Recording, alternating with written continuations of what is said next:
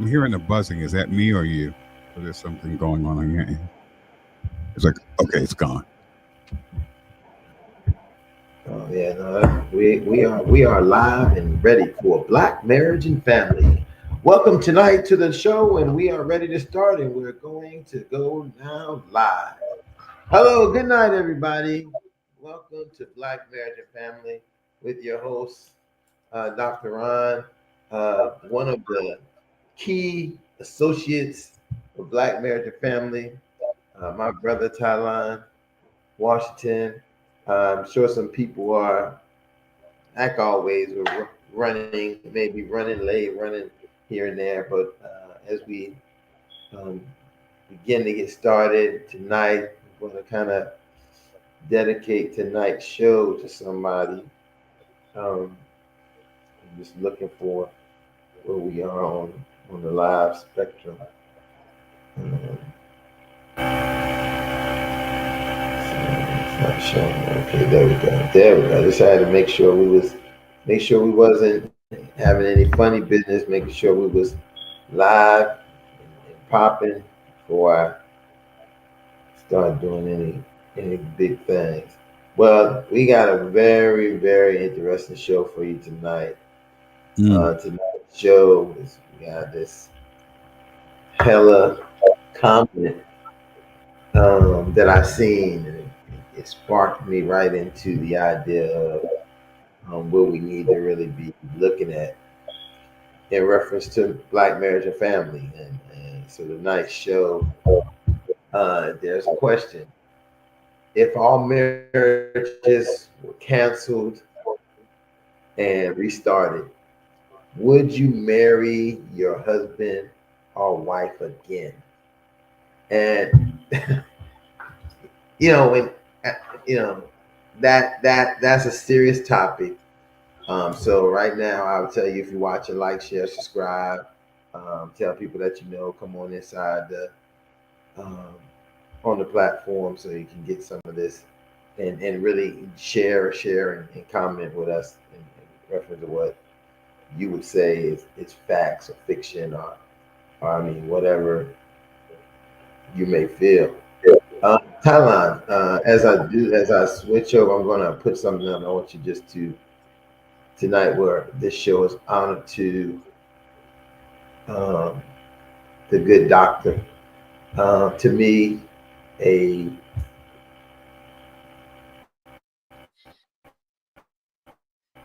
Okay. I mean, to me, a mentor, to me, um, a scholar and a gentleman, someone who, in many instances, is why I'm where I am is because of him. And so Mm. I can't let the idea of his his life and now being an ancestor go by the wayside. Dr. Joanna Kunjufu. So, any words about that, Talon? Yeah, just yesterday on another program, the Colored Only Cafe, where of course you co-host, we took some time to really talk about his work, his legacy, and we had a guest on who hopefully will have come back. Really talked about. I mean, it blew my mind that he had over 60 books, and anyone who knows me, I love books, and I have six of his books, and I thought that I had the whole set or most of it, right? And that was just the tip of the iceberg, right? I had six, and he had 60, so I think I just had 10% of his collection of works. But he was definitely a scholar. He was ahead of his time, and at the time that his books were being published, no one would talk. Well, no one was talking about black boys. Uh, and this was like in the 80s, right? It was just, they were problematic, just in schools, and, they were failing. Nobody even thought about that the school and the system was failing these young boys, that there was a much larger issue at hand. So I just really, I lay a lot of my mentorship work that I do, a lot of the scholarship, a lot of my education in the world of education, because I worked for the Department of Education in New York City for some time. I was doing a mentorship programs and making sure the mentorship programs were centerpieces in a lot of different school communities, and and understood that there's something horribly wrong. That it's it's the system. So his work and his scholarship helped me to come up and devise strategies and ideas, and just coming from a place of knowledge and truth. And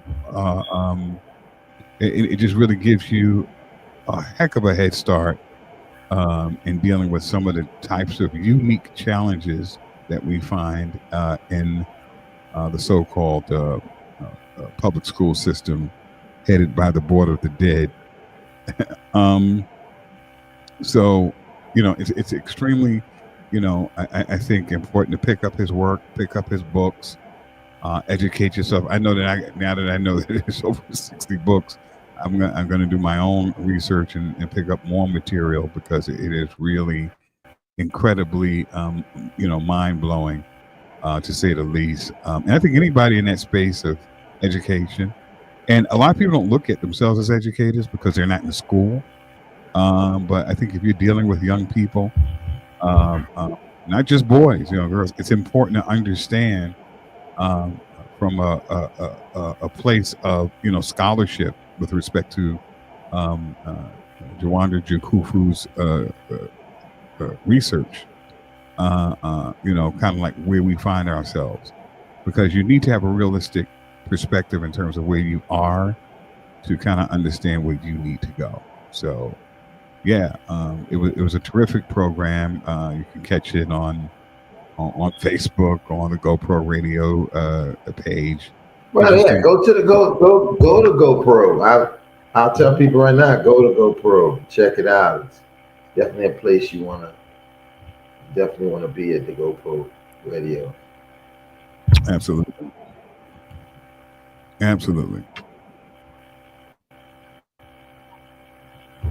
So, I just couldn't start the day, start a show without kind of honoring like when people say, hey, who are your heroes, who are your mentors, or who are the people who inspired you. I mean,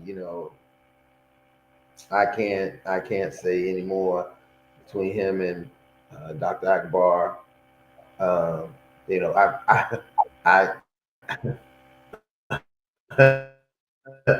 unannounced to the to the panel in my dissertation defense. Their question the question was, where did these guys come from in your dissertation? And I was able to speak to, the reality of, without them and the work they did for me as a young child, I wouldn't be standing in front of you to be able to make this defense or even do this and be able to be in this field. I would be somewhere, pushed pushed pushed to the side or to the prison or something like that. So I couldn't start the show tonight, have any public anything without acknowledging this good brother, uh, brilliant brother, now ancestor, and is now fighting that fight for us on the other side, and for us to aspire to continue our fight, to save our children, save our community, in the best way we can.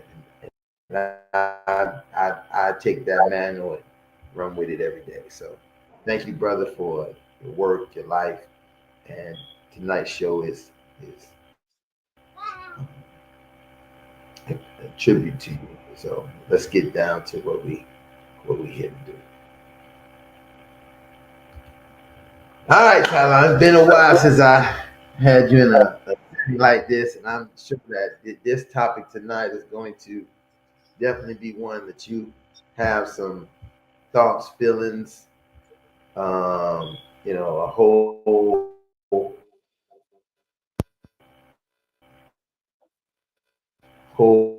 gamut of. I say right now, people who are watching on live on YouTube, at the YouTube page and those who are looking at watching on Facebook and all the different channels. Just drop in the chat the answer to this question, and I think that this this is what we really put the road to the river. If you can answer this question, as it's established in this country for us as Black people and how it's been established, very interesting, very um, based on it's established. The question: if all marriages was canceled and restarted, would you marry your husband or wife again? And I, I mean, I mean, Tyler, I don't know what is your, what do you know? Well, I mean, people who know me, Would you marry your if I, you were married? you I know, know I, I know you you know, have a special. I have a very unique perspective, very, very unique. But people hold on to your hats. When he told me about this program, I said, well, I'm gonna, sit back and I want to hear what other folks have to say because my perspective on marriage is extremely controversial, and I don't know why. I'm a little bit confused, a little bit by. I'm not saying I wouldn't say I'm shocked by people's response because I just think that um, you know uh, we need to really have a serious dialogue in our community about marriage and its effectiveness.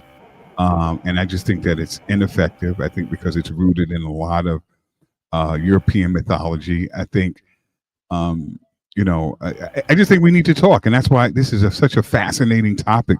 You know, for us to really talk about because it's not about fairy tales. It's not about happily ever afters. I'm talking about marriage and from a perspective of how it actually can be destroying rather than building the Black community. Because I think all bouquets, the rings, the picture perfect Instagram post. The truth is that our community is broken and our families are still fractured. Our children are still catching strays from generational dysfunction. And too many of us are using a blueprint that we never drew up in the first place, never drew up in our minds. So, marriage as we know it came to us through slavery, through colonialism, through a system that told us how to love, who to love, and why to love. But what if we need something different? Which is obvious because you look at the data statistics about marriage and why perhaps they are declining and people and looking a whole lot less attractive. So I don't want to poo-poo on relationships that are working and people are married and happy. I am all for it. Good, great, good for you. However, I like to look at us as a whole, and I think that we need to be developing new models. And this is not about me, bashing or hating commitment. To me, it's about asking some really hard questions. Is marriage really, really, truly working for us? And if not, then what could we build instead? And can we create relationships that's rooted in culture, not courtrooms, in economic strength, not romantic struggle, in community care, and not performative perfection? Yeah, that I definitely understand. I definitely, yeah. And being that, listen, I have such a unique experience in reference to this because not being a person who ever been married, had a lot of relationships, um, Good for and you. I have. So I think the when I think of this, but I have been so involved in people who have had marriages and how their marriages have operated, um, and even in my own practice of couples and therapy and family therapy with couples and things. I have my unique opinion of this is um, I don't know the percentage, but I feel that there would be this large percentage of people who would not. They would literally not remarry their partner, right? If this had happened, and I weigh it and I look at it in an aspect of looking at the time frame of how long they've been married, why they got married. Um, one of the big things that the reason why I look at that in such a way because I feel a large majority of my research, the major thing that came out of my research on fatherhood was the idea of non-consent to fatherhood. So that means that many fathers have been coerced into fatherhood, um, and pressured not just by the partner they had impregnated, but also by the society and all of saying with this patriarchy mindset that hey, you're the father, this is what you have to do these things even if that wasn't something you had planned. I always say that the idea someone deciding to have sex, I know that this is a crazy idea because when other mammals have sex, they're having sex for one reason only, right? They're not having sex because they want to get over, they want to get some money, they want to build their ego. They're having sex to reproduce, to make offspring, right? And so the unique thing about us as human beings is we do something a little bit different. We have all of our dynamics that go into play of us having babies. And so sometimes we're just having sex, not having babies. We're not planning to have babies. We're just planning to have sex. So in that paradigm, I had to think about like how many men, have gotten married because of a baby that was pending. I ask a lot of people very often, especially might be couples sitting in front of art and people having issues in their marriage and they have children, and I always ask, how long have you guys been married? Then I ask the question, how old are your children? And very often, you see a very large percentage, a lot of times, despite being married, a large majority of we don't have a and it's funny because I think more in the modern time we have it. I think when you look at historically time frame, it didn't matter so much because we were in our own community and we had our own way of operating what family looked like, right? And once we were uh, desegregated, right, we took on the structure of how the mainstream people lived and had family. So it was no longer the idea you had to do these things to fit into the norm standard. And if you were not, then we heard the things like, this guy's holding, really kind of just dragging this woman along. Their religion mindset that you have all of these factors that become factors that kind of hold them back from where they can be and what they can be doing. Um, but then I look at it in a at the time I really look at this in a really bigger aspect is that we do look at marriages that are truly successful and long lasting.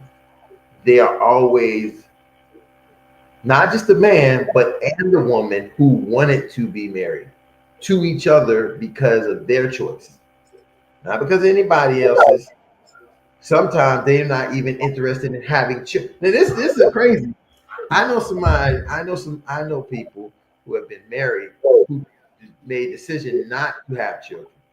Their marriage has been not up and down. Their marriage has been about them and their success in their life together as a unit. They don't. They're not feeding into the peer pressure and construction that, oh, why don't y'all have kids? You're not going to have a legacy. And I think that they have did enough other things to build the external family that they have to have legacy, right? So it's not their legacy will move on because of what they have been able to do as couples or as a married couple, that they can help other people to build their legacy with their children, and so that legacy continues to go on. And there we go. We're talking about people taking their own will and destiny to say, this is what we choose to do, not what someone else has peer pressured or constructed us in a social construction to do. You Right. know, if you and that's why, you would see people getting an opportunity to say, I'm out this marriage. But if I got a free get out of marriage, they would take it and not look back. Absolutely. And I think to that point, I mean, it's interesting to point out, Ron, right, that we're having this show and we're talking about marriage, and both of us are unmarried, right?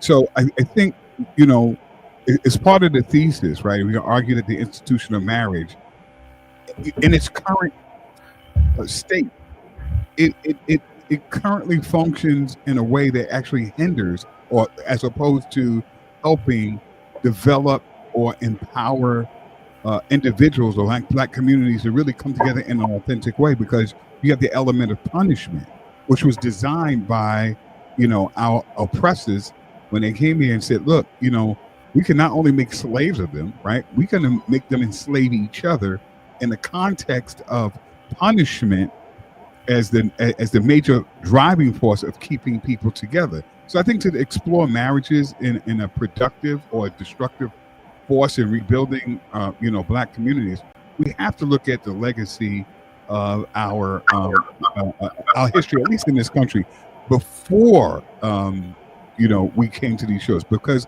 before we came to these shores, there were systems that were in place that was nurturing and it worked for us because they were designed by us. You see, Yeah. I think when we look at why our communities right now are in a place where they are, is because we're not looking at new models, and that's what I was hoping that hopefully we can talk about alternative models for building community. And in order to build communities, you need families. So we have to kind of look at what that is and define that for us who had a very unique experience in this country. We can't continue to operate and function as if, our lives haven't been disrupted for 400 years plus, because there's still disruption. There's still police murder. There's still, unemployment, disproportionate unemployment. There's still, segregation. So there's still this exploitive way of even looking at marriage, where now everything is about an exchange. What do you bring to the table?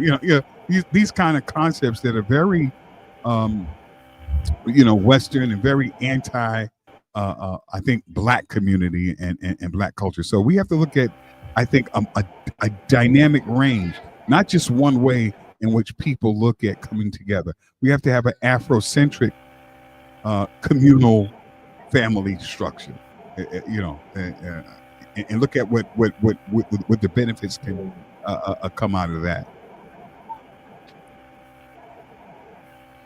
Yeah, I mean, as you're saying that, you're sparking some thoughts in my mind, Talon, that is even a little bit more expansive, because outside of this Western um, framework. colonial Mhm. frame, right? How family, how marriage is arranged is arranged within the community. It's the community's idea of of Uh, you know, how I think marriage we have to operates. go. Oh, okay. I thought, okay. And there's all that. Some of what happens a lot of times. It's a little breakup. I'm sorry. It's a little breakup. So I thought it was a pause.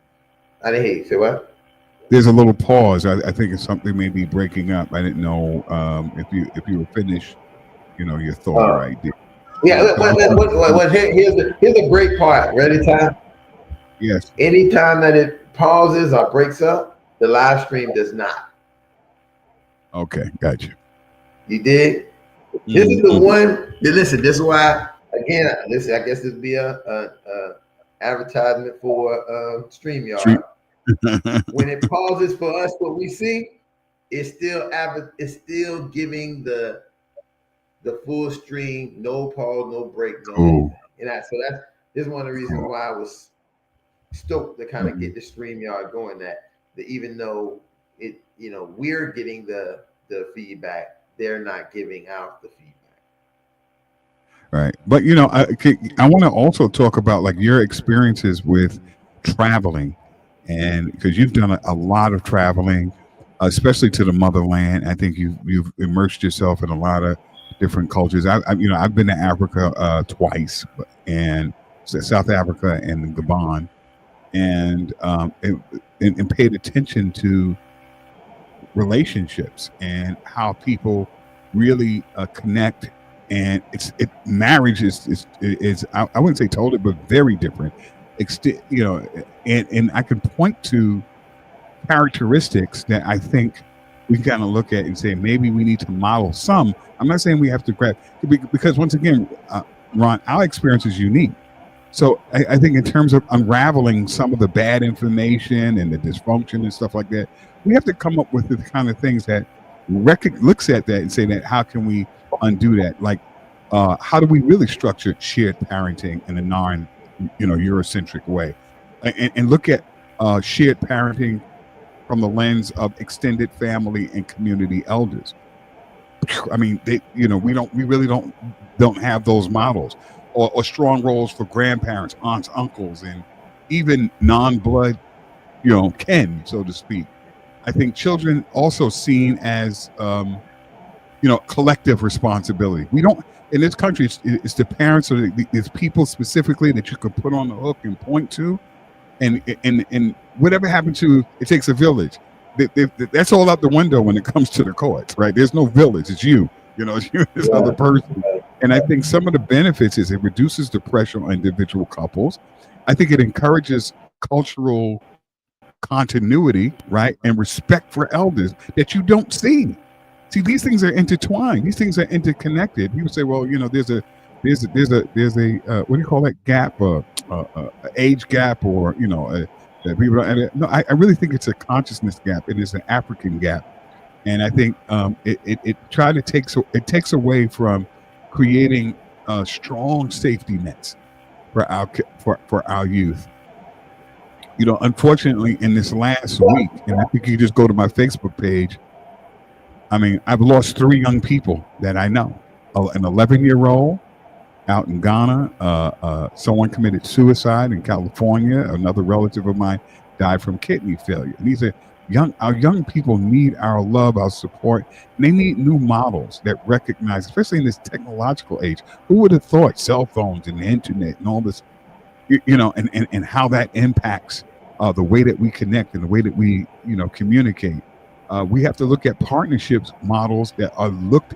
I think that looks at economic partnerships, quite frankly, over romantic marriages. I think, Mm. yeah, I think people who say, look, Well, let's well, what time, share goals. Mhm. but Tyler, I think this is what we're looking at to understand that how marriage in America has operated,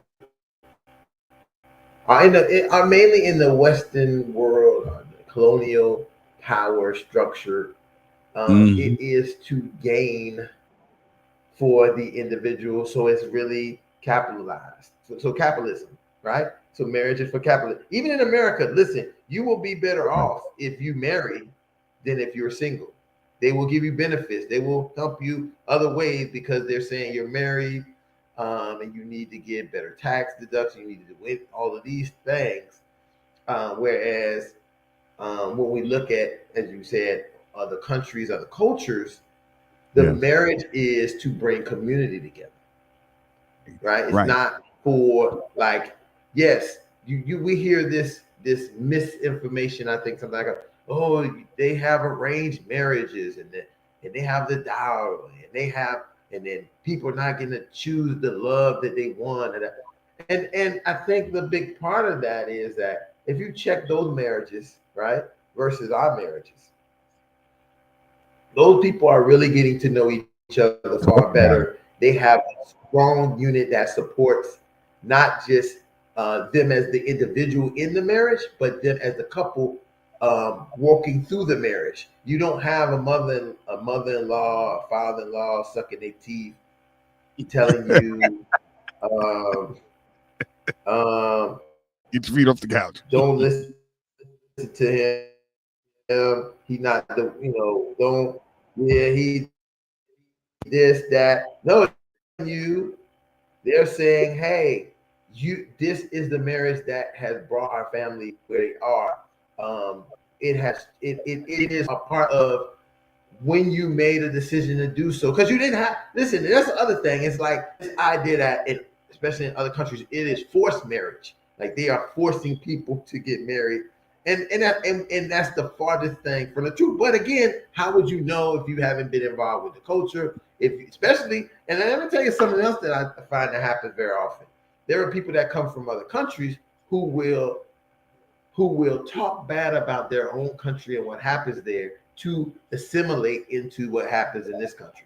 They will never challenge that, that, oh, the way we do it. They would, in a small setting where they feel safe and feel like it's a safe place, they will sell the truth. Other than that, oh, America's great. Oh, the way things happen here in England and Canada. Oh, this is the best way in this developed world. Oh, Germany has the best system. It's Swedish and the Dutch line, all this. When in reality, when they are in their own cubby or their own cocoon of people, they tell the truth.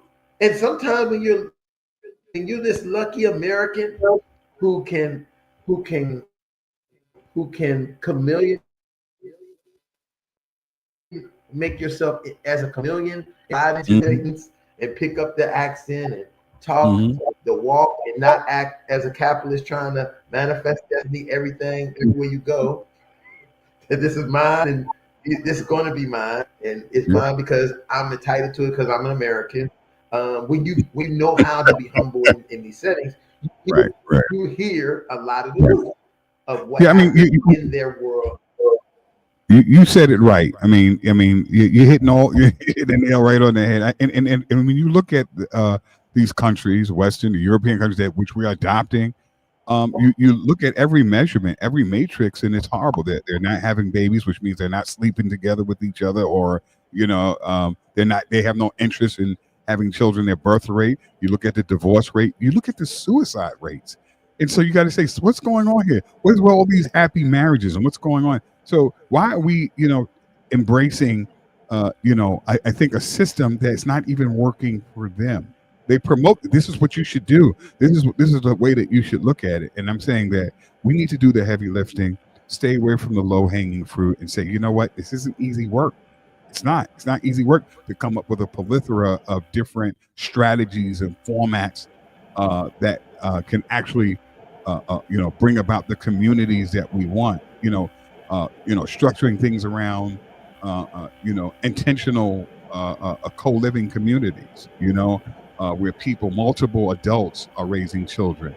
People are pooling their income, food, and resources together. Wow, can you imagine that? How that would, particularly at this time when they're talking about tariffs, how that would just take off a lot of psychological pressure if everybody knew that they had to pool their resources and pool the food and stuff to come together, and watching and having young people watch that as a model emphasizing mutual aid and dependence, uh, and looking at benefits that talks about not just reducing the cost for the single parent, but I think fostering this idea of a collective responsibility for the community, and in particular for the youth, having them involved and engaged in saying, "Hey, this is what you need to do," and then also reflecting on the historical survival tactics, i.e., that whole black collective, the black cooperative, the civil rights era organizing, and looking at that and say, well, this was a good the free lunch, all these programs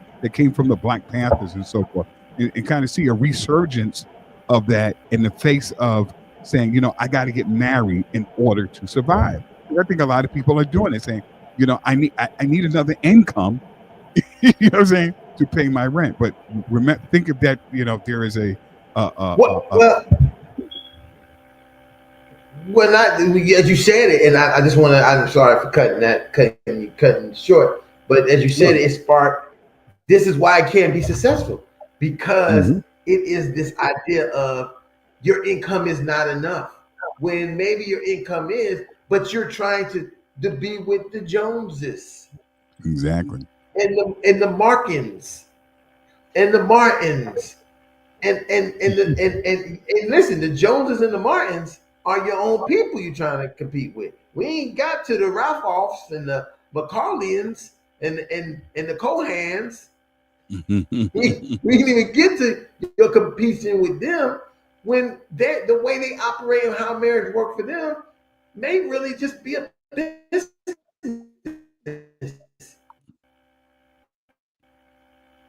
Yeah, I mean, I think about how that operates.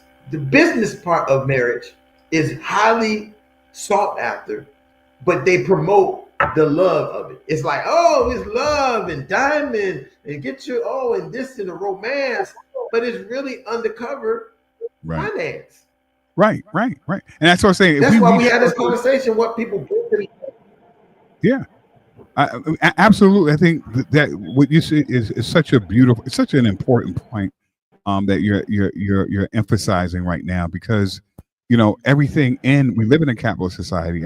There's always this emphasis of money. I think I mentioned this earlier. Everybody's talking about what you bring to the table. Oh my goodness, that's like a cornball conversation like today. But it's like we're compelled to reduce each other to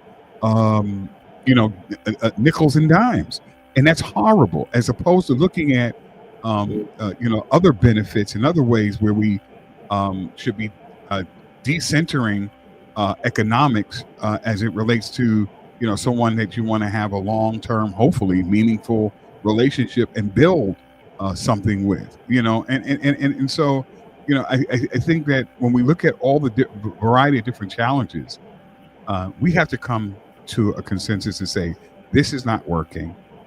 There are models. Let's look at all the models. We should have a lot of tools in our toolkit, and not everybody has to do it my way or Ron's way. Absolutely. Right? But there's a lot of other ways, and say, hey, there's people who are having a lot of success in non-monogamous, I would call ethical partnerships, where they're also decentralizing jealousy, this ownership model, right? I got you locked in, you're mine, and the violence that happened because you betrayed me, you're supposed to be mine, blah, blah, blah. Like people are chattel, like people are, so I think we can emphasize more on consent. I think having emotional transparency where people can feel safe. Think about the culture that we live in now. People don't feel safe being emotionally transparent and talking about individual growth and the potential of that. Those are who has conversations about that right now, because you're supposed to be mine, and if you don't, you're going to get punished either through physical violence or you're going to get punished through the courts.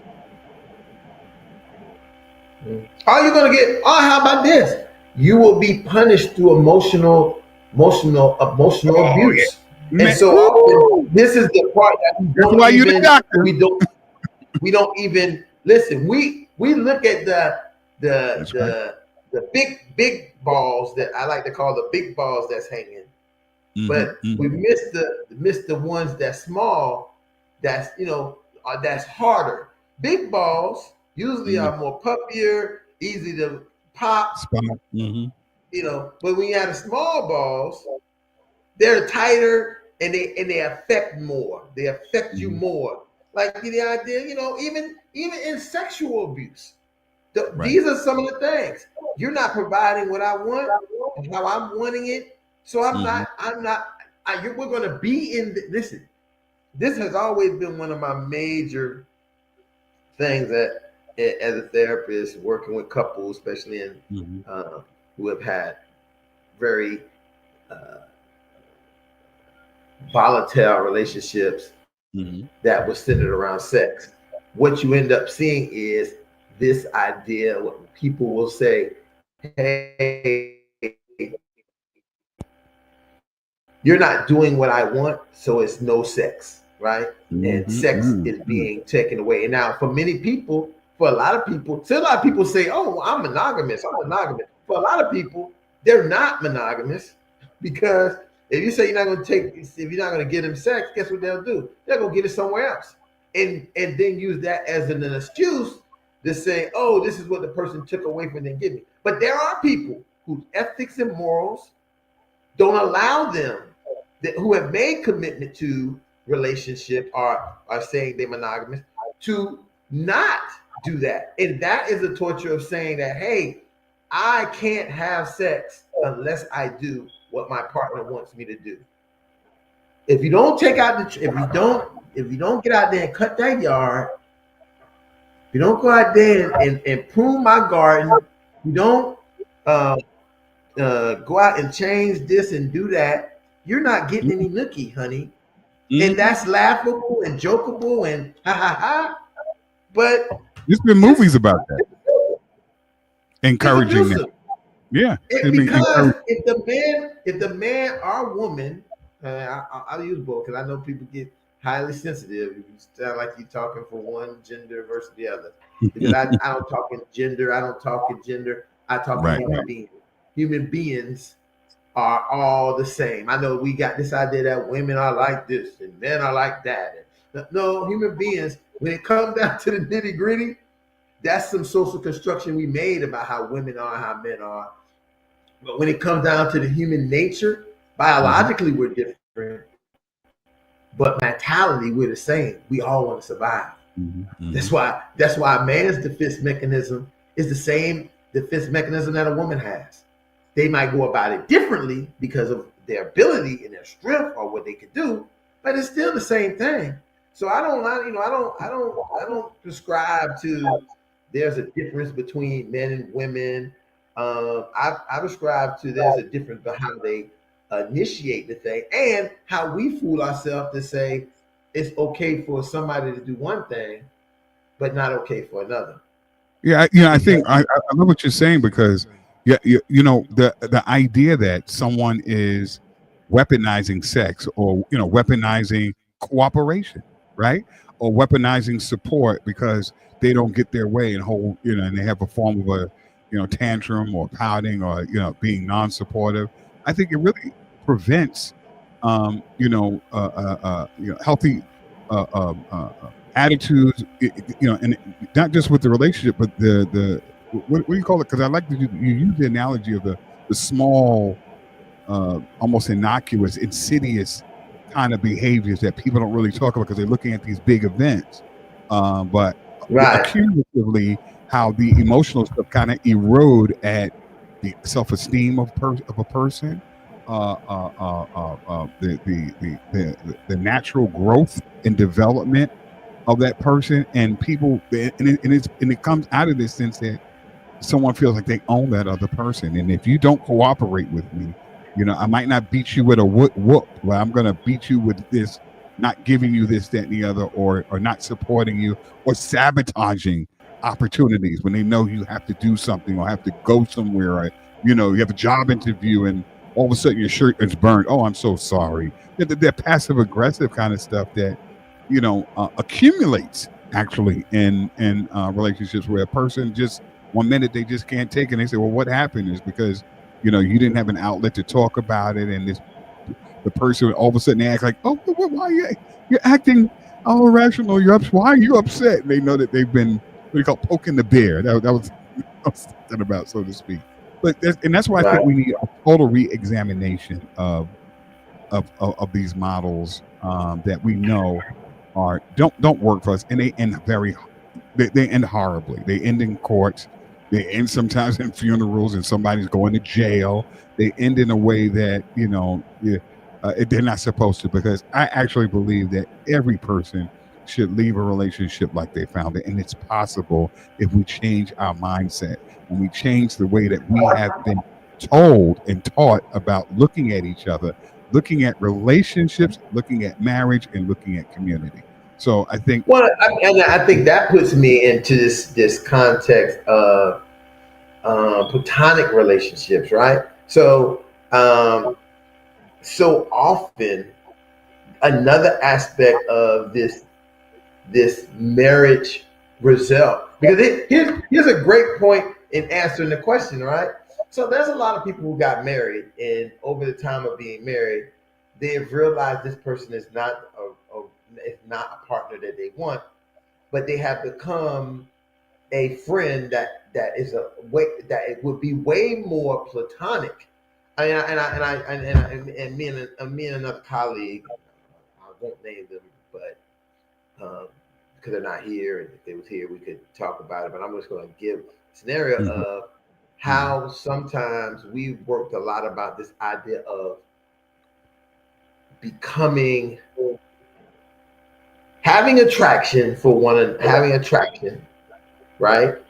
And because you have been socially constructed into this marriage paradigm or relationship paradigm, you then think that that attraction has to be romantic.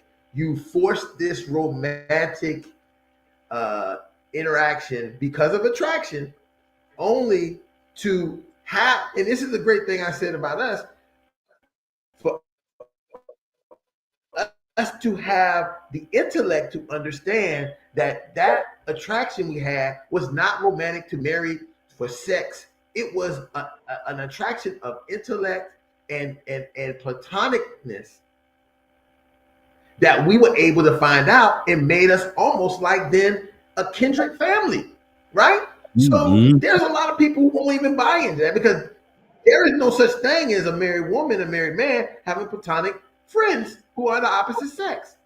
Yeah. The only thing people can believe is that, oh, they're waiting to hunch or bunch my man or woman, and Mhm. that may not be the case, because there is an opportunity in the world for human beings.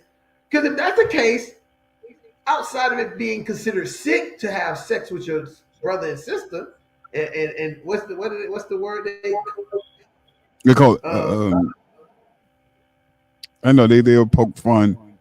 Uh, um, the you word see, is that's why we need some women on here, because they'll know yeah, yeah, immediately what yeah. it Women, come is. on, join the conversation. Yeah, I've Um, been very interested.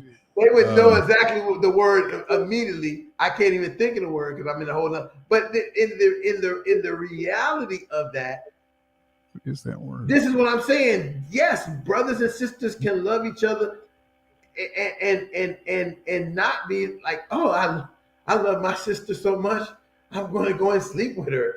I gotta sleep with her because I want to be with her all the time. Mhm. No, that's not what happens. You can have platonic relationships with women and with men alike in kind. Because if that's the listen, that's one thing I used to argue and say, oh, so you can have a platonic relationship with a man and be with him all the time Mhm. as a man. A woman can have a platonic relationship with a woman and be with them all the time. Thank you. There go my dog. There go my dog. My dog will always come through. I know he listening. So incest. Thank you, brother Lightborn. Thank you, brother Lightborn. Brother It's the Lightborn. right. It's Hey, sexual, he's right? sitting on both. Yeah, He's sitting on both channels. He watching on both sides. He jumped in there immediately. Incest. beautiful, Thank you, brother beautiful, Lightborn. beautiful. Yeah, So we don't have to have sexual relationships. right, Our right, relationships can be platonic, and they right. don't have to involve that we got to get married or we got to love each other for the rest of our life. Because I think that there's a different love that we would have for platonic That's right. relationship. It's That's almost the agape love that people have. Like you there are you that. go. I'm here for you. You know you can depend on me, and I'm not gonna get mad because you don't do what I want, or you tell me that I did something wrong, or you Right. put me in my place. I sit back, I suck it in, and realize where it's coming from and who it's coming from, because I know that our Yeah. relationship is pure. Because Right. all of impurities are not in it because we don't deal with those things. Right. Right. And And but I I mhm, think that's the thing we mhm. see when we see same-sex Yeah. relationships. People Yeah. believe that there is no impurities because Hmm. that person has have nothing to win or to gain. But like if Hmm. I tell you, Caroline, I think Hmm. this, that, and the other, Hmm. you're not feeling I'm belittling you, making you feel less Right. than. Right. That, it's like, and guess what? And if Hmm. you say, well, I disagree, and I think this is a part of the communication and relationship of it won't matter what the end of that conversation is because our attraction to one another, right, Hmm. Hmm. overpowers any of that. That's right. And That's that's why just we the have the point. colored only So, but cafe. if we're trying to have a relationship, Hmm. right, to impress other people, to make them look at us in a certain Right. way, how we are, that's when we start getting confused with what are you doing, why you doing that, why I'm doing this, all of these things, and that's a big part of I think that people are not Hmm. thinking about because we caught in the hamster wheel of Right. love, romance, love story. You know this because you're a Right. filmmaker. The Right. majority of films, TV Mhm. shows that are made, they got to make some kind of love interest, love. Situation, It got to drama. be some romantic. The guy was this, and he fell in love with this person, or they fell in love. Yeah, Hmm. what is that real? Just about In every the middle plot in of the Tyler Perry movie.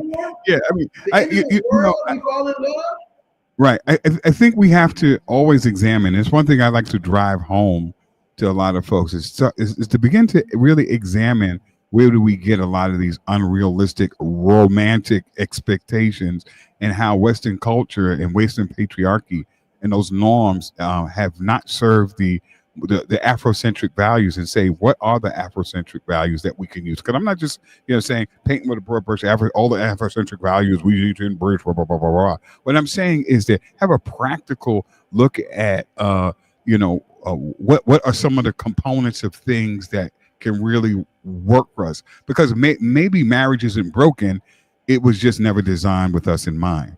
So we have to have a redefinition or redefining for our sense what marriage would mean for us for the sake of the broader community and say that we once again have to come up with all of these different tools that may work for some of us and because we really have to have a healing journey to attempt to undo and unravel like the type of physical and psychological and spiritual abuse that has happened for over 400 years. And you're not going to probably get that in one generation. But we can start to lay down the groundwork and say that we know that this isn't working and challenge people to say that you got that. Where did you get this idea that this is an appropriate way to be with a person, to love, to care for a person? And they'll find that they'll get those unrealistic romantic expectations are not from us.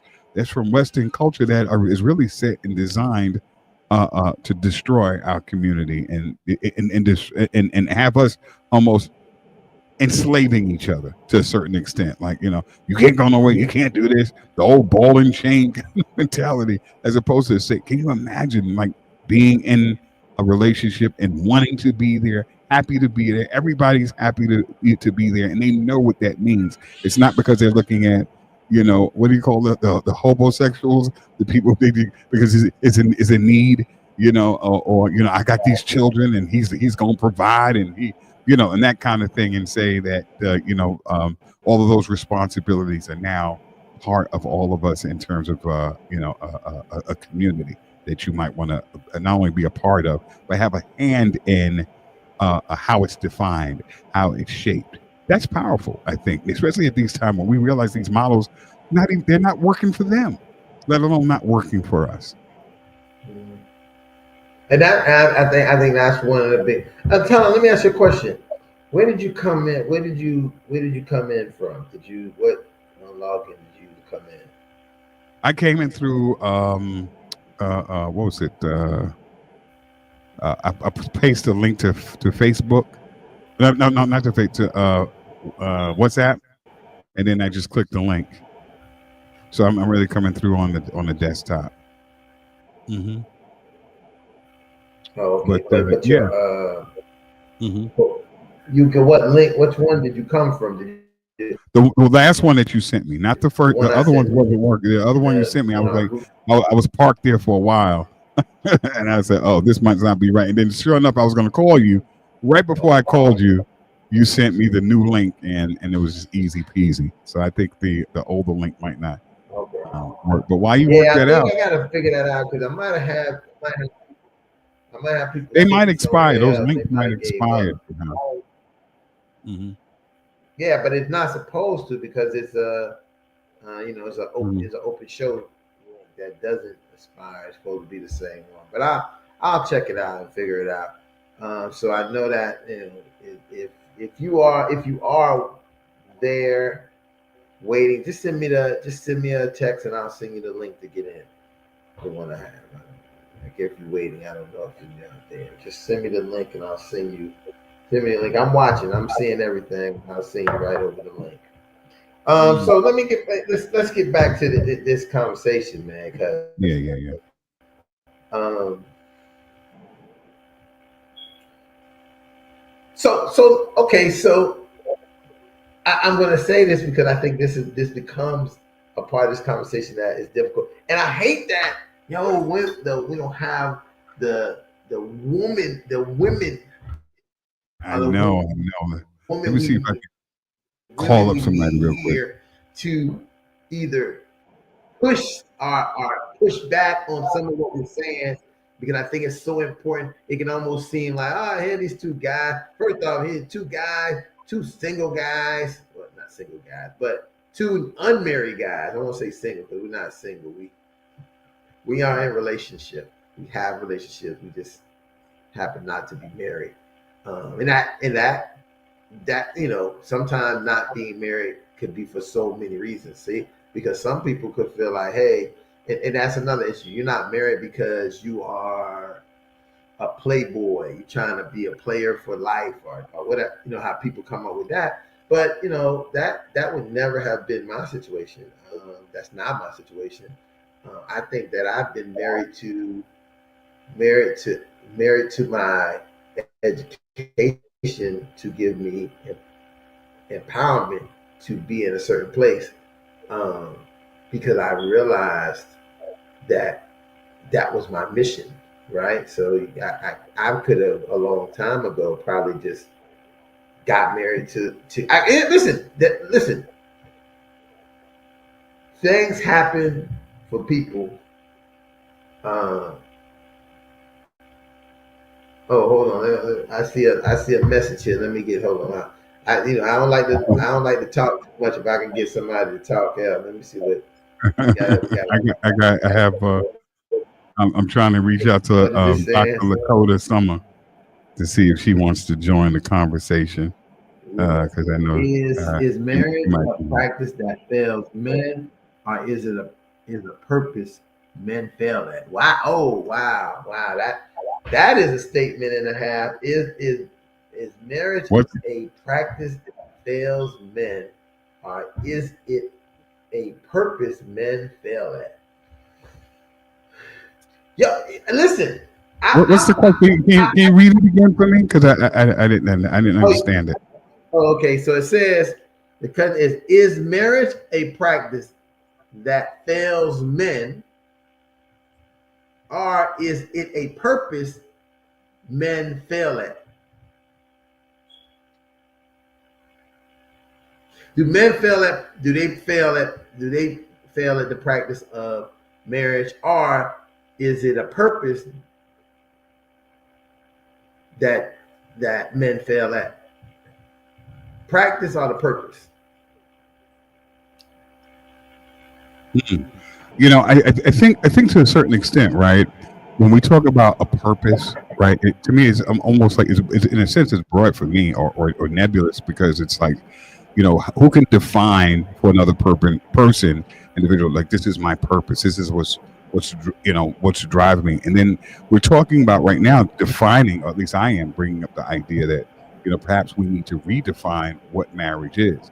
So it kind of opens up a question to examine marriage, and then to look at uh, uh, um, uh, uh, what are you articulating when you say, purpose? Is it an individual purpose, or is like is a marriage an aim and goal in terms of, this is my purpose to be, married? And that's something that really, I think, anybody outside of yourself can't make a judgment on, right? That's something that between you and, I guess, you and your creator, or you and the universe, or you and you, right? But I think marriage in itself requires, I think, in this particular culture, some re-examination, redefining, and to really examine what is actually going to help us to build a community. Because I think the goal, in my opinion, the goal of any union coming together, marriage, whatever, it is to foster a stronger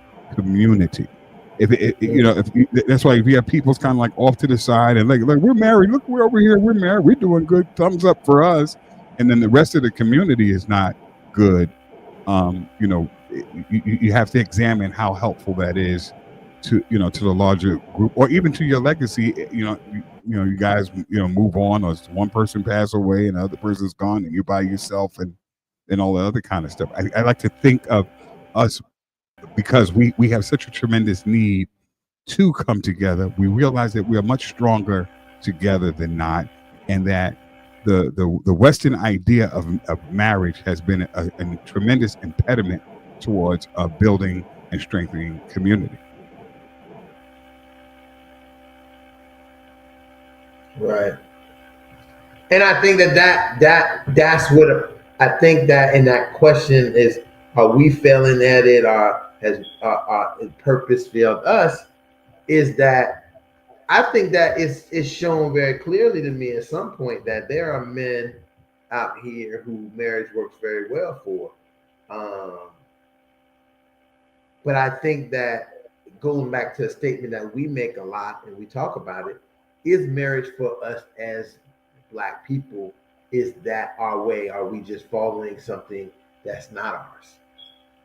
Is we're following, are we doing something in a historical way that is not, and have been manipulated? A lot of people won't admit that, that has occurred, that manipulation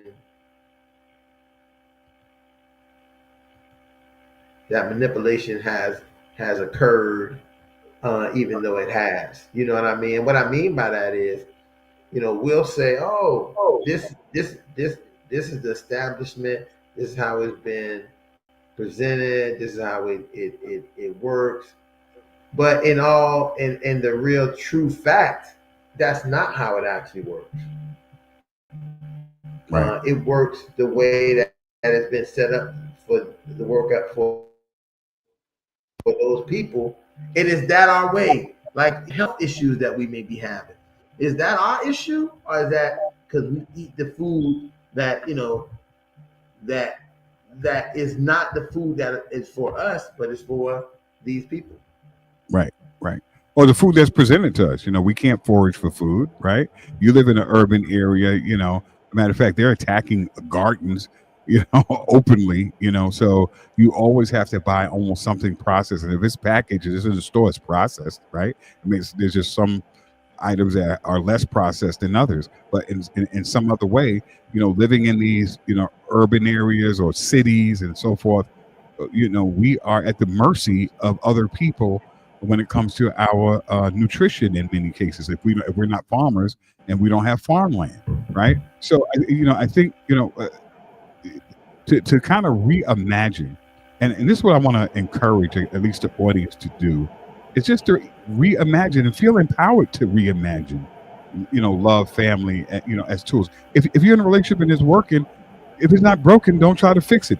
Get around the conversation. Maybe write something about some of the ways that it worked. But if you're not, and you're seeking, or you're in a relationship and it feels like it's something that's not edifying, or that you're not allowed to grow, and you feel like this is not healthy. I think it's time to reimagine love and family as tools of revolution and not conformity. And I think whether you're married now, whether you're single, whether you're poly or building your own blueprint, how are you contributing? This is the question you should. How are you contributing to the healing of our people? Because that's what I Right. believe it ought to lead to. And when we talk. is marriages that we Huh? What's that? because we could be getting into these marriages that are not doing that.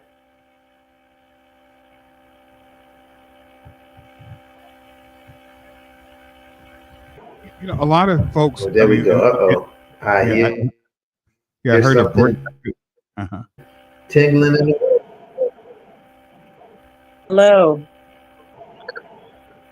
You heard a break because look who just popped in. Who? It's me, Tylon. It's fun. You forgot me already. Hey! I didn't see you. Didn't pop up on my screen. You forgot about me already. No, what kind of? Can I tell you something? Jeez. This is one I will never ever forget. Great. Sorry, I'm grabbing dinner in between. I hope there's nothing in my teeth. Y'all have been on for a while without me. I know. I'm so glad you joined us because we're talking about marriage and we're two single guys. No, I was saying. Let me read. We're two unmarried. Two unmarried. Well, I'm one unmarried woman, so let's do this. Oh, well, get out of here! I thought new information. No, we've just been together for a very long time. Oh, okay, all right. There's nothing legally binding, though. Okay, all right. But it could be something, and this is to our point. It could be something much stronger than legal, right? That could be binding people together.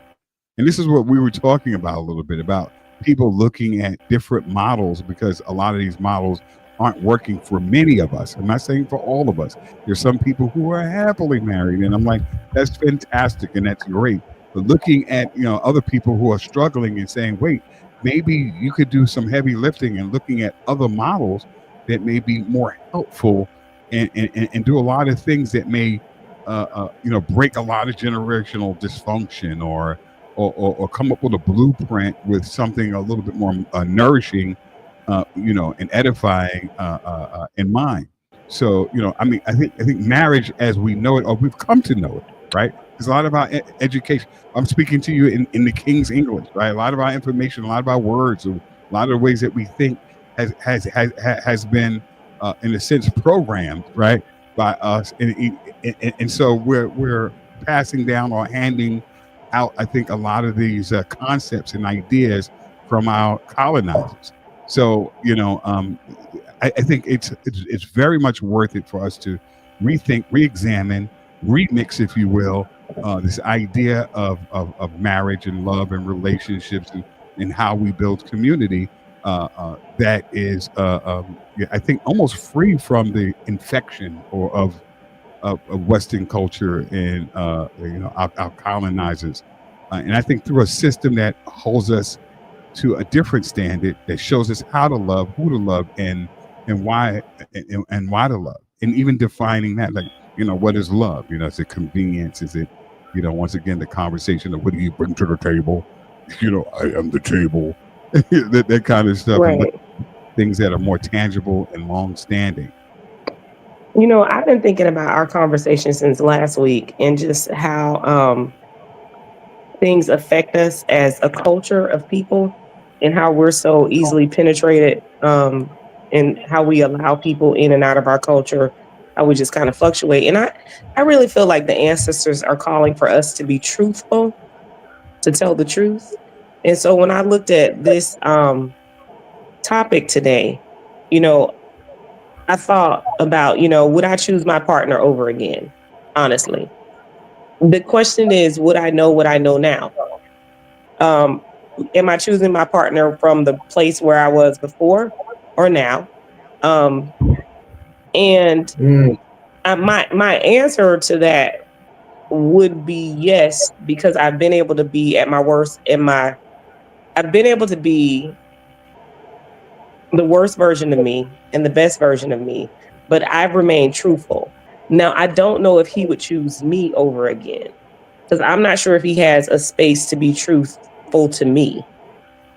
And I don't know if that's it, if emotional intelligence or just being kind of exposed to therapy or just being made up the way I am um, allows me to be honest and truthful.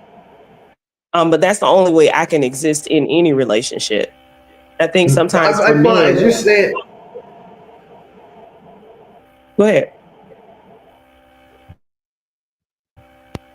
Ron. oh no, go ahead and finish that last statement because you might go right into what I'm going to ask. Oh, I was gonna say, like, when I'm thinking of reflecting on last week, I think sometimes as men, the truth kind of seems like pornography or like something that you might think that a woman thinks is so far fetched from where they want to be, because we have so many taboos that we've allowed in our culture that define like who we are, but it's just not real. Like, we don't allow each other the opportunity to be truthful or vulnerable. Women are truthful by default because they don't look as weak as men. So I think that, well, here's what I would say is that my partner should not choose me because he has not been able to be his authentic, truthful self with me. Mm, mm. And so you should choose the person that you could be your authentic, truthful self with. And I don't know whether it is, and I'm pretty sure that a lot of it came from the beginning, where I was taught to have certain standards. No, you're going to marry me by this time, or you're going to do this, or this has to happen this way, or no, no, no, no, no, you must take me to the movies, or you must do this, that, and that. That were not even like true standards for myself. It's just something that I adopted, like you were saying, Tylon. It's something that I adopted from like a Western culture, but it really did set my relationship up for a lie, for a facade. And so I don't know, I would always say that men and women should choose the person that you can be the most honest with, not the most cruel to, not the most malicious, but the most honest with. But I think in today's society, truthfulness and honesty is looked at as cruel, especially where feelings have been promoted more important in many instances, not in all instances, but great many instances is more important than even facts.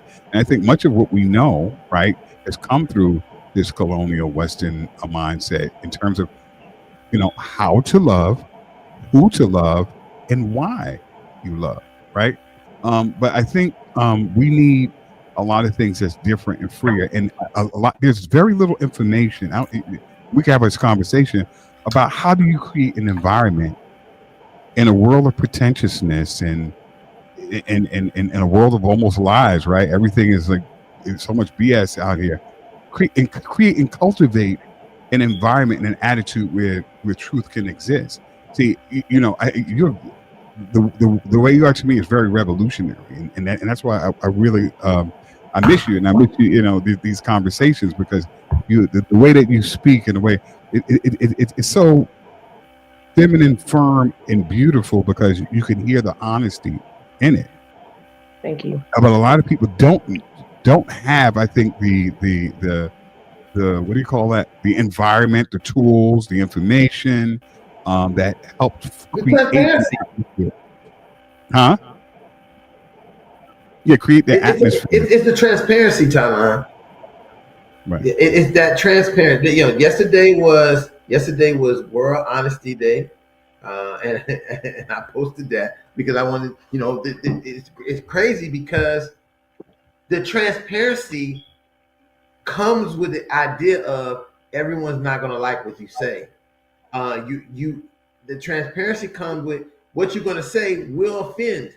What you're going to say but here's the point that as much as you're honest, some of the stuff you say is going to be true, and some of it, the other end of it is going to be true.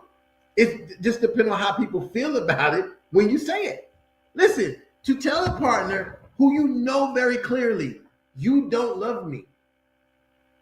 You don't love me. You're with me because it's in many instances convenient for you, right?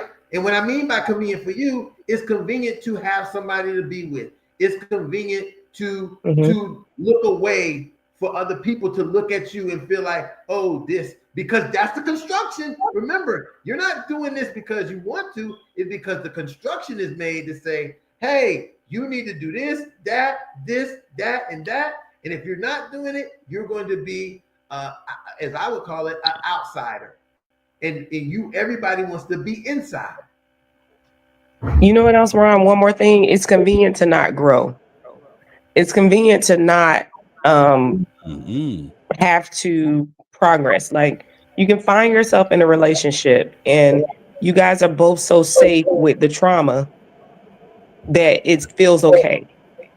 Like, this level of trauma feels okay. That if I push myself, if I do anything else, then I am actually going to be required to do more. I may actually be required to look at that time where my cousin sucked my dick when I was 14. Had to add that in because I've just been thinking about that so much. But you may actually be required to dig a little deeper. And sometimes we have these relationships that I'm not going to call surface, but I am going to say they're comfortable. And they don't really push us to grow. We just get to a certain spot. We will argue here, but it's what do they say? The evil I know. It's better than I know what he's gonna do. Unknown, right? Yeah, I know what he's gonna do. I know how far he's gonna go. But what I don't know is how far that new girl will push me. You guys know this. You're getting older sexually. You know what I'm saying? Like, we're all getting older sexually, but you know your stamina as a man sexually. You know, it's like, well, how many? Maybe I might not want to be out here poking everybody because this girl might go too long, or this might happen this way, and this girl right here gonna let me do this, and I'm gonna move on. I think sometimes we just don't want to. We don't want to grow in every aspect. We don't want to be healthy physically. We don't want to be healthy mentally. We don't really want to push ourselves to be, you know, who our ancestors actually taught us to be. We just kind of want to be okay. We are. Remember that movie WALL-E? I don't know if y'all ever watched that movie WALL-E on Disney, where they predicted that in some year we'll all just be sitting in a chair. Somebody will be feeding us. Somebody will be doing everything for us. It's almost like some of these relationships get to a point where I'm just here. She'll feed me. What do they say? Two hots in a cot. You know, it's almost like it becomes like equivalent to jail. Like, I know what's going to happen. I know what she's going to argue about. And the ones that are super toxic, you know, I can just go cheat, or I can hate his mama and his children, and he'll respond this way. And then we'll come together and we'll still be, at least we are here. You know, I think for us as a people, it comes down to growth.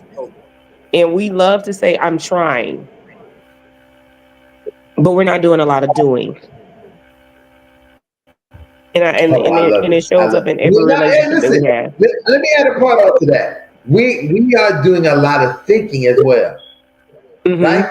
And because that thinking leads us to say, oh, I'm thinking about this, I'm thinking about that. And the thinking is not sometimes your own thoughts. It's the thoughts of other people.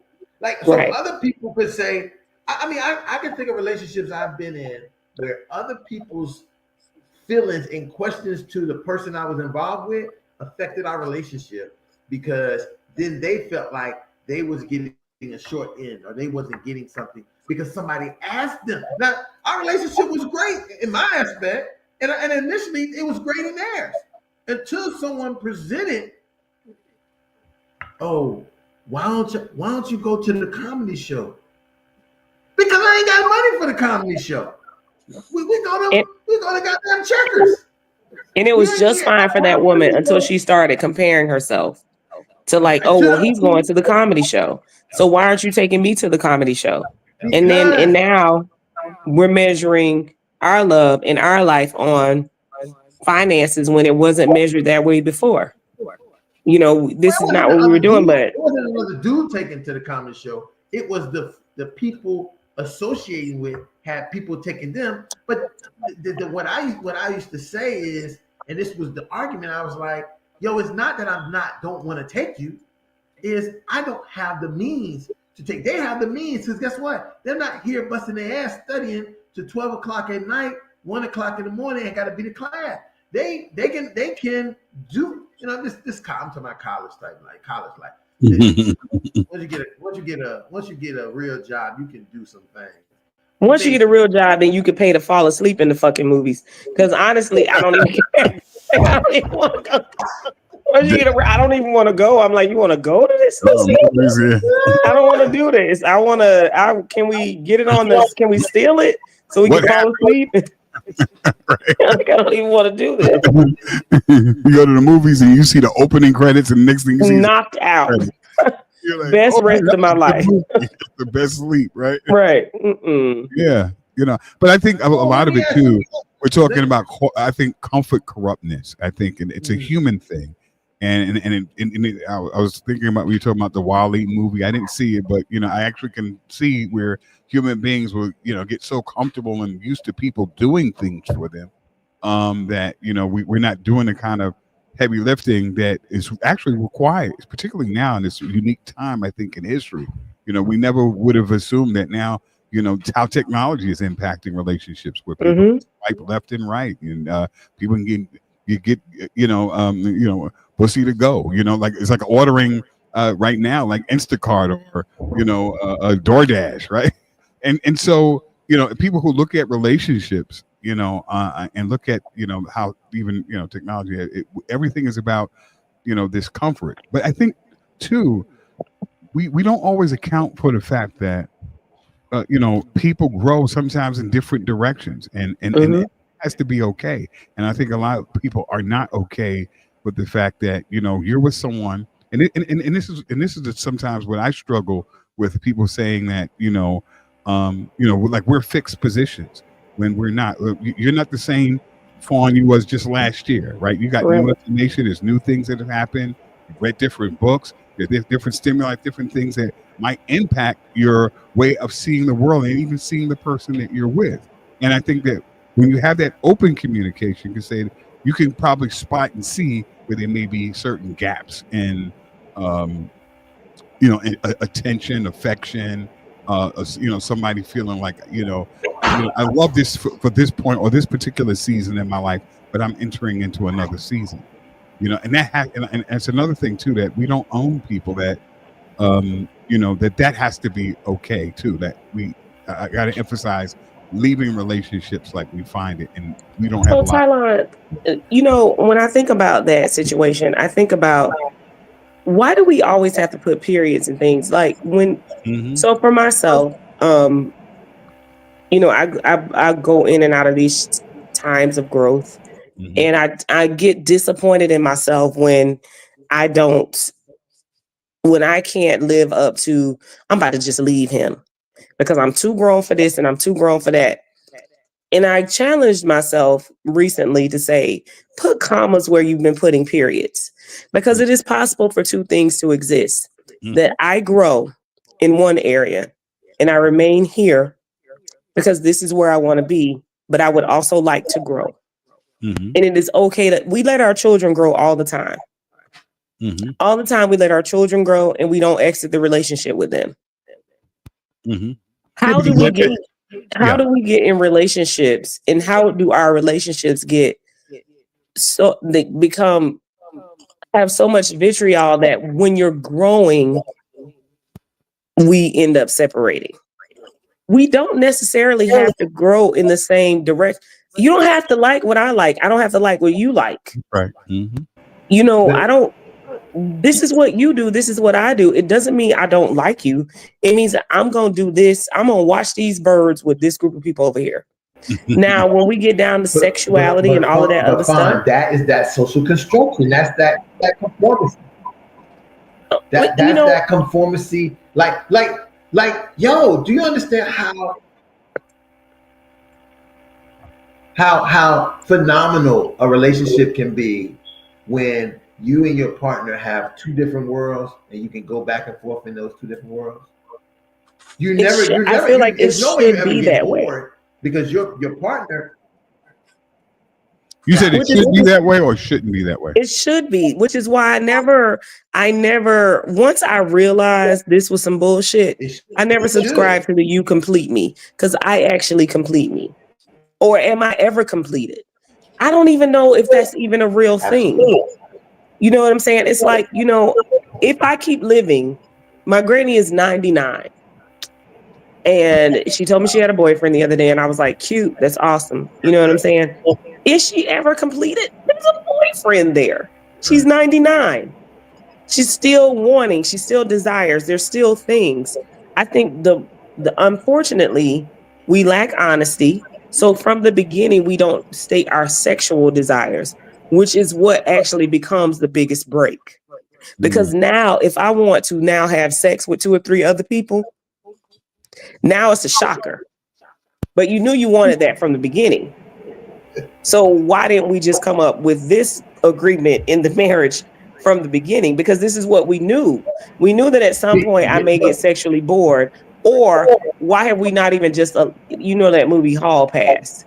Why have we not allowed the fact that I may not always satisfy you in every aspect of everything?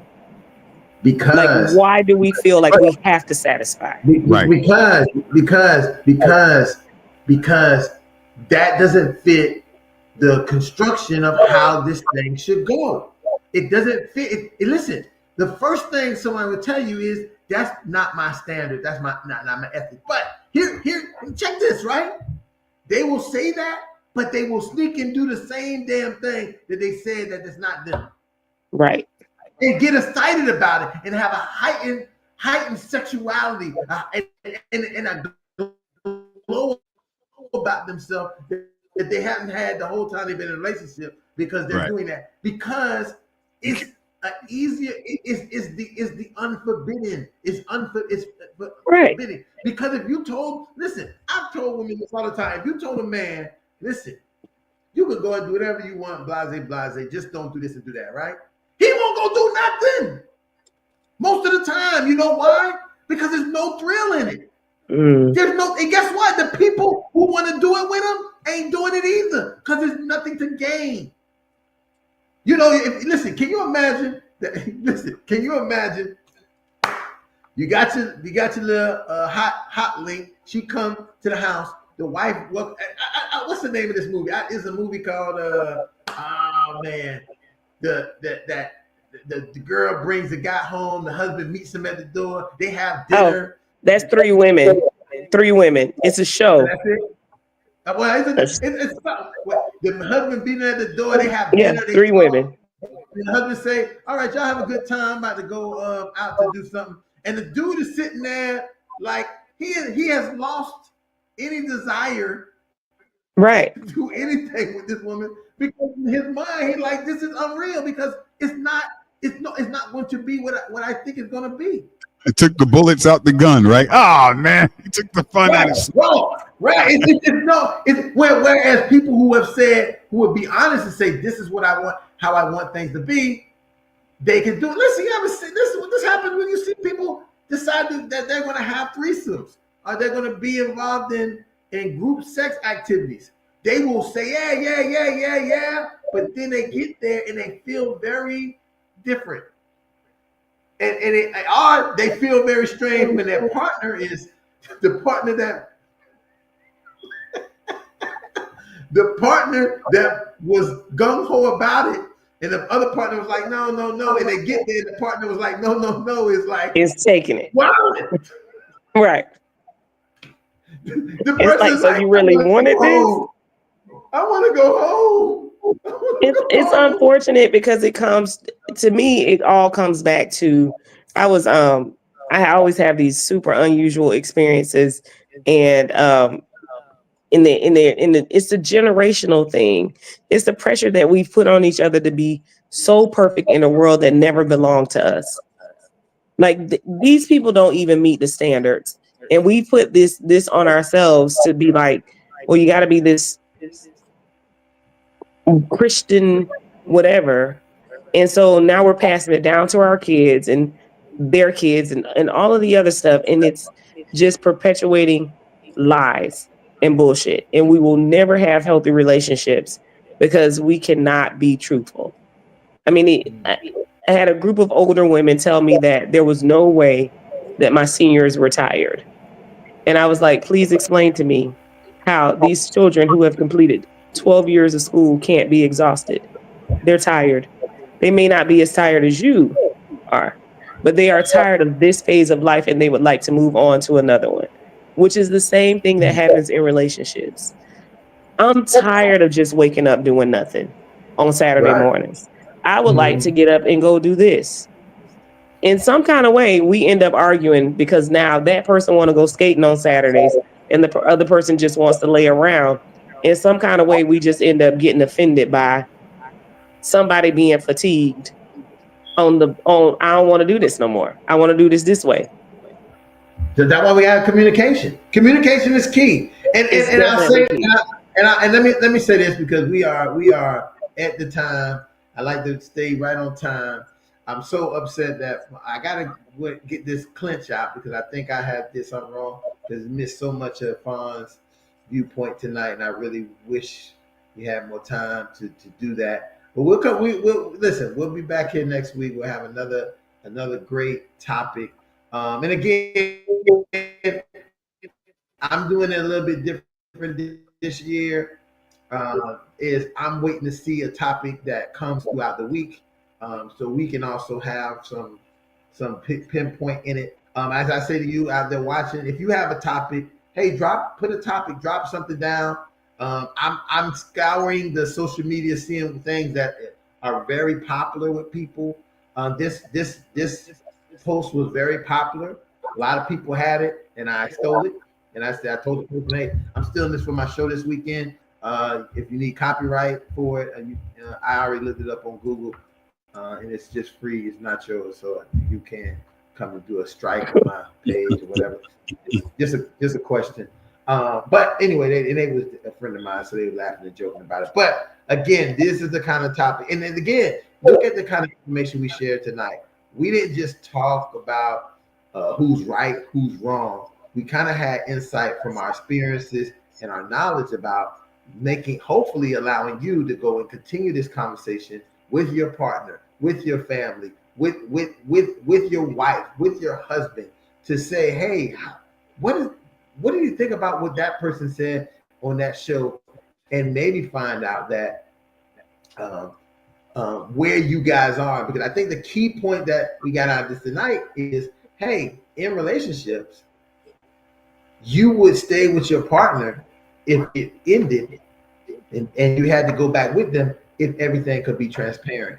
And a lot of times we are walking around waiting for the other shoe to drop to get out. We're waiting for the shoe to drop so we can say, okay, this is enough for me to leave because I don't want to be here. I'm here because it's constructed me to be here, but I really want a reason to not be here. And then I can say, I can spend at least 2 years saying, oh, the reason why I'm not in a relationship, the reason why I'm not is because he cheated on me, or she cheated on me, or she this, and they did that. And then you're covered. Then you're covered for at least 2 to 3 years until you find the next serial monogamous relationship to get into that you may not really want to get into because you was tired of being alone all this time. So I just say, think about that. Fine, it was good to hear you. Man, you came in. You came in at the end, but you came in shooting triple threes, and that's what I love about it. Thanks for being. Yeah, absolutely. Good cleaning up. Yeah, and she cleared the bases. Here. Huh? I said she cleared the bases. Right? She came in. She was a clutch hitter. Right? Inning, bases loaded. She did the grand slam. Thank y'all. Oh, I miss y'all. I got to make sure I'm on time and we get this glitch out because this is absolutely needed for me as well. So this is great work. Absolutely. Well, and I think that's another good point, that we're not just listen. Most people won't be as transparent as we're going to be, right? We're not here doing this for you. Right. We're really doing it for us. Exactly. And if it helps you, Well, that's both great. of us. We're just not doing it in the messed up way that people do it a lot of times. People do it in a way that they self-pity and all this, but we're doing it in a professional kind of way where we're sharing experience, life, relationship based on topics that we have. And it's very, listen, it's rewarding. Listen, having this conversation with you guys tonight has put my mind back in another place, and I can go have some other conversations, some other and think some other things other than what I might have been thinking for myself. Right. And that's where this really plays out. It's not an opportunity to say, oh, I'm going to build this. It's hopefully an opportunity to open up dialogue and conversation with your family member, with your partner, with your child, with your mother, with whoever our topic is, that you can have that conversation with them and have a better understanding and move on. I want to thank all the guests. I mean, not the guests, but all of the people that commented and joined us tonight, especially my good brother Lionel Lightborn for the good question. Appreciate that. And then, like as we say, we'll see you here next week, Thursday night for Black Marriage and Family. Me, uh, Tylon, and Fawn. Um, and again, like, share, subscribe. Don't forget, we want you to know when it's happening and how it's going down. And I think this is what I'm going to do. I think based on what I'm going to do, I'm going to be a little radical. When I start the show, I'm going to put the link in the chats. So if you are in the chat, you can hit the link and come on into the show and sit in the audience with us. And if you have questions, you want to come on and say and talk, I'm going to do that, because I think that will give us a little bit more, opportunity for people to really get some things off. Because after a while, I want us to be able to be answering and going like crazy with what people are being able to kind of ask and figure out. So with that being said, thanks everybody for joining us. Good night. We'll see you next week on Black Marriage and Family. Good night, y'all. Good night.